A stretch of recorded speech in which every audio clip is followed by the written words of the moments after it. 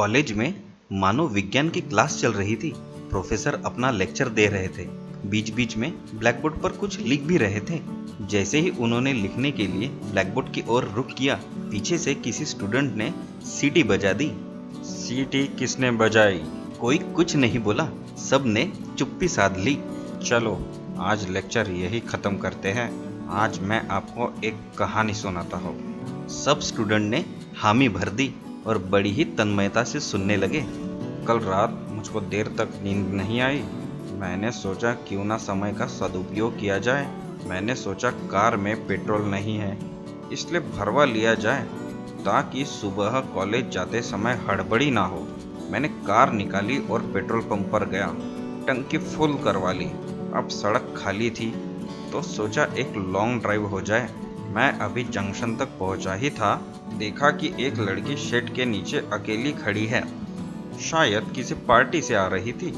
मेरे मन में आया शायद किसी का इंतजार कर रही है और उसे लेने कोई आ ना सका हो तो उसकी मदद करनी चाहिए। स्टूडेंट कहानी का मजा लेने लगे। उनकी दिलचस्पी और भी बढ़ रही थी। मैं लड़की के पास गया और पूछा कि मैं उसकी क्या मदद कर सकता हूँ। उसने हिचकिचाते हुए कहा कि वो एक पार्टी से आ रही है और घर जाने के लिए अपने भाई का इंतजार कर रही है। मैंने उसके प्रॉब्लम को समझते हुए कहा कि मैं उसे घर छोड़ सकता हूँ। वो कार का दरवाज़ा खोलकर आगे की सीट पर सलीके से बैठ गई। देखने में वो बहुत सुंदर और आकर्षक थी। मैं कार ड्राइव कर रहा था। हम दोनों में से कोई बोल नहीं रहा था, परंतु मन ही मन एक दूसरे के बारे में सोच रहे थे। उसने मुझे अपना एड्रेस अच्छी तरह समझा दिया। मुझे वहां तक जाने के लिए आधा घंटा लगा। रास्ते भर मैं उसके बारे में सोचता रहा और शायद वो भी मेरे बारे में ही सोच रही थी। एक मनोविज्ञान का प्रोफेसर होने के नाते मेरा ये मानना था। उसके घर के पास आने पर उसने गाड़ी रोकने का इशारा किया। गाड़ी रुक गई, पर उसने कोई जल्दी नहीं की। उसने अपना परिचय देते हुए अपना नाम प्रियंका बताया और शहर के किसी रियल एस्टेट ऑफिस में नौकरी करती थी। उसने बेझिझक होकर कहा वो मेरे इस शालीनता की कायल है और वो मुझे चाहने लगी है। मैंने भी उसे हामी भर दी और कहा कि वो भी मुझे अच्छी लगती है और मैं उसके लिए उचित वर हूँ। मैंने उसे बताया मैं गवर्नमेंट कॉलेज में मनोवैज्ञानिक का प्रोफेसर हूँ, तो वो बड़ी प्रभावित हुई। उसने कहा कि उसका छोटा भाई भी उसी कॉलेज में मेरा स्टूडेंट है। उसने कहा कि मैं उसके भाई का विशेष ख्याल रखूं। मैंने पूछा उसका नाम क्या है, तो उसने बताया उसकी एक खास पहचान है, वो सीटी बड़ी अच्छी मारता है। प्रोफेसर के ऐसा कहते ही सभी स्टूडेंट की नज़र सीटी बजाने वाले लड़के पर टिकी थी। बात ये नहीं थी कि प्रियंका उसकी बहन थी। बात तो यह थी कि चूहा अपने आप ही बिल से बाहर निकल आया। प्रोफेसर ने अपने मनोविज्ञान के ज्ञान से पता लगा लिया कि सीटी बजाने वाला कौन है। सभी स्टूडेंट ने मजबूर होकर इशारा कर दिया था कि सीटी किसने बजाई थी। और फिर प्रोफेसर स्टूडेंट से कहते हैं, स्टूडेंट एक बात का ध्यान हमेशा रखना, जिस क्लास में तुम पढ़े हो हम वहाँ के प्रोफेसर हैं। तो दोस्तों, आपको ये कहानी कैसी लगी ये हमें कमेंट बॉक्स में कमेंट करके जरूर बताएं। और हाँ, हमारे चैनल को लाइक, शेयर और सब्सक्राइब करना ना भूले। तो चलिए दोस्तों, अगली बार फिर मिलते हैं एक और नई कहानी के साथ। तब तक के लिए goodbye. Stay home, stay safe.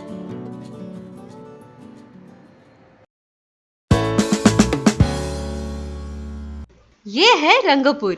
अब आप सब लोग नाम से ही समझ गए होंगे कि ये गांव किस चीज के लिए मशहूर है। जी हाँ दोस्तों, यहाँ पर होली के रंग बनाए जाते हैं और वो भी पूरे प्राकृतिक तरीके से, जिसमें कोई भी रासायनिक पदार्थ की मिलावट नहीं होती। और ये है नंदिनी, जिनके हाथ से बनाए गुलाल की प्रशंसा दूर दूर के गांव तक की जाती है और काफी दूर दूर से लोग इनकी दुकान पर गुलाल खरीदने आते हैं। और अनुमान है कि इस साल भी नंदिनी की गुलाल की मांग काफी ज्यादा रहने वाली है। इसलिए नंदिनी होली के 10 दिन पहले ही अपने पति सुरेश और छोटे भाई राजू के साथ मिलकर गुलाल बनाना शुरू कर देती है। राजू हर साल होली के मौके पर रंगपुर आया करता है ताकि नंदिनी को गुलाल बनाने में मदद कर सके। सब लोग मिलकर बहुत मेहनत करते हैं और होली के 2 दिन पहले ही 10 बोरी गुलाल बनकर तैयार हो जाता है। और तभी एक आदमी नंदिनी के घर आता है जिसका नाम चंदू रहता है। चंदू शहर के महापौर का पीए होता है और हर साल नंदिनी से ही गुलाल खरीदता है। कैसी हो नंदिनी, हो गई होली की सारी तैयारी? अरे आओ आओ चंदू भैया, मैं ठीक हूँ। अरे इस बार तो तुम 2 दिन पहले ही गुलाल खरीदने आ गए। हाँ नंदिनी, गुलाल तो मुझे खरीदना ही है, पर इस बार मैं तुम्हारे लिए एक खुशखबरी भी लाया हूँ। एक फायदेमंद सौदा है, तुम्हें काफी मुनाफा होगा। अच्छा अच्छा, तो फिर जल्दी से बताओ कैसा सौदा है। हाँ बताता हूँ। इस बार मुझे शहर के महापौर ने यहाँ भेजा है। सुना है इस होली में उनके घर कुछ विदेशी मेहमान आने वाले हैं और उन्हें होली खेलने के लिए 20 बोरी गुलाल की जरूरत है और तुम्हें एक बोरी के पूरे 1500 रुपए मिलेंगे, बाजार से 500 रुपए ज्यादा। लेकिन चंदू भैया, मैंने तो इस बार सिर्फ 10 ही बोरी गुलाल बनाया है और वो भी बाजार में बेचने के लिए। अब 2 दिन में 20 बोरी गुलाल और कहाँ से लाऊं? ऐसा कहकर नंदिनी चिंता में पड़ गई कि इतना अच्छा सौदा कहीं हाथ से ना निकल जाए। लेकिन तभी राजू को एक तरकीब सूझती है और वो चंदू से कहता है, अरे चंदू, तुम बिल्कुल चिंता मत करो, तुम्हें 2 दिन में 20 बोरी गुलाल मिल जाएगा। तुम ऐसा करो, होली के दिन सुबह आकर गुलाल ले जाओ और हाँ, 20 बोरी के पूरे पैसे साथ में लेकर आना। ठीक है राजू, मैं समय पर आ जाऊंगा। ऐसा कहकर चंदू वहाँ से चला जाता है और ये सब देखकर नंदिनी राजू से कहती है, ये सब क्या कर दिया राजू तुमने? मैं 2 दिन में 20 बोरी गुलाल कैसे तैयार करूं? अरे बहना, तुम बिल्कुल चिंता मत करो, मेरे पास एक तरकीब है। कैसी तरकीब राजू? अरे बहना, तुमने चाइना मेड गुलाल के बारे में तो सुना ही होगा। शहर में काफी बिकता है और काफी सस्ता भी होता है। क्यों ना तुम वो गुलाल खरीदकर चंदू को बेच दो। पर राजू, मैंने सुना है वो गुलाल से त्वचा के रोग होने की संभावना होती है। अरे बहना, तुम खामखा चिंता करती हो। आधा शहर वो गुलाल इस्तेमाल करता है और वैसे भी इतने मुनाफे वाला सौदा तुम्हें फिर कभी नहीं मिलेगा। राजू की यह बात सुनकर नंदिनी के मन में लालच आ जाता है और वो शहर से चाइना मेड गुलाल खरीदने का मन बना लेती है। लेकिन तभी उसके पति ने कहा, नहीं राजू, ये तुम क्या कह रहे हो? नंदिनी के हाथ से बनाया प्राकृतिक गुलाल हर जगह प्रसिद्ध है और महापौर जी ने भी इसीलिए नंदिनी को गुलाल का ऑर्डर दिया है ताकि किसी को हानि ना पहुंचे।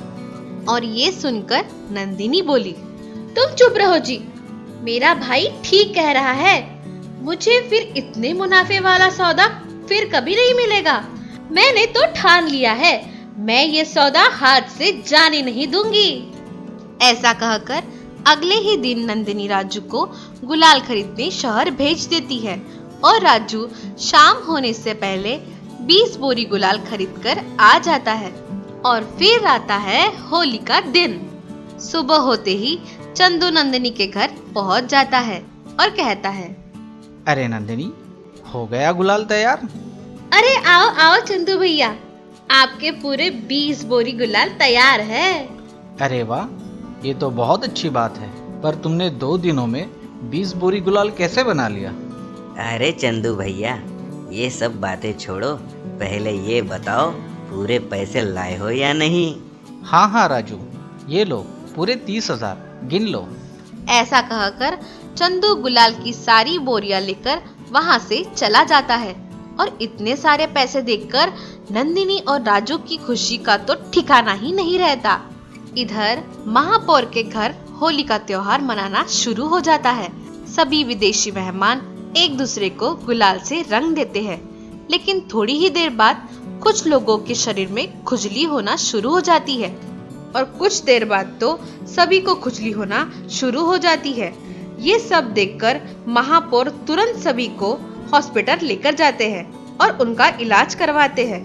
और तभी उन्हें डॉक्टर से ये पता चलता है कि खराब क्वालिटी के गुलाल की वजह से उन्हें ये रोग हुआ है और ये सब सुनकर महापौर तुरंत ही उस गुलाल को फोरेंसिक लैब भेज देते हैं और उसकी जांच करवाते हैं। और जांच के बाद उन्हें पता चलता है कि जो गुलाल नंदिनी से खरीदा गया था उसमें काफी सारे घातक रसायनों का इस्तेमाल किया गया है। ये सब पता चलते ही महापौर तुरंत नंदिनी की शिकायत पुलिस में दर्ज करवाते हैं और इस प्रकार नंदिनी को हिरासत में लिया जाता है। नंदिनी की ये करतूत सारे शहर में फैल जाती है और नंदिनी का सारा नाम एक ही दिन में मिट्टी में मिल जाता है। तो देखा दोस्तों, किस तरह नंदिनी के एक छोटे से लालच ने उसे ले डुबोया। वो दुनिया में कहावत है ना दोस्तों, अपनी जरूरत को पूरा करना संभव है परंतु अपने लालच को पूरा करना असंभव है। इसलिए लालच से दूर रहे और हाँ, सुरक्षित होली मनाएं, प्राकृतिक रंगों का प्रयोग करें और यारों और परिवारों के साथ खूब होली मनाएं। हर खुशी आपकी रहे, हर मुस्कान आपके होठों में सजी रहे। रंग भरे इस त्योहार की तरह आपकी जिंदगी भी रंगीन रहे। होली की आप सभी को बहुत बहुत शुभकामनाएं। हैप्पी होली।